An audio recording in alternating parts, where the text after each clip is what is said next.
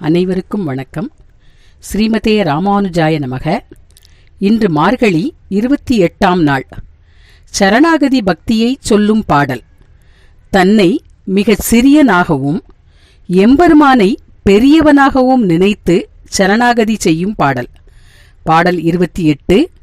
கரவைகள் பின்சென்று கானம் சேர்ந்துண்போம், அறிவொன்றும் இல்லாத ஆய்குலத்து உந்தன்னை பிறவி பெருந்தனை புண்ணியம் யாமுடையோம், குறை ஒன்றுமில்லாத கோவிந்தா.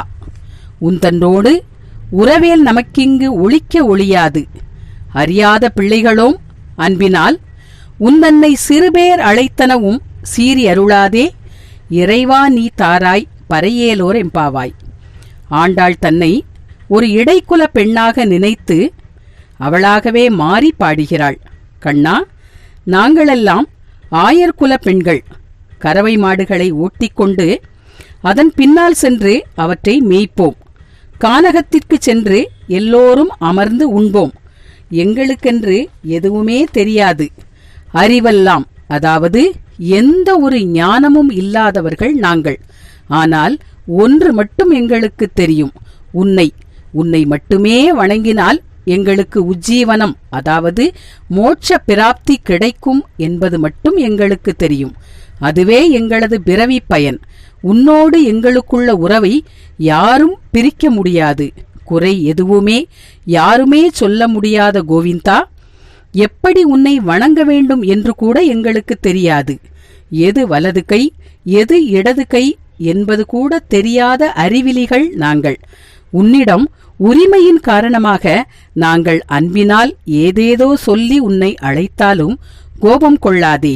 எங்கள் இறைவனே, எங்களின் நோன்பை ஏற்று எங்களுக்கு பறை தருவாயாக, அருளை தருவாயாக என்கிறாள் ஆண்டாள்.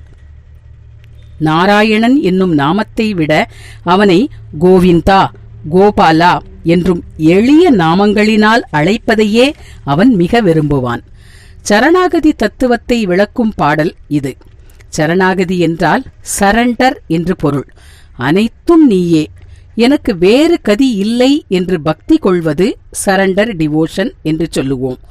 அரிசினத்தால் ஈன்றதாய் அகற்றிடினும் மற்றவள்தன் அருள் நினைந்தே அழுங்குழவி அதுவே போன்றிருந்தேனே என்று தாயிடம் குழந்தை காட்டும் விசுவாசமே சரணாகதி பக்தி.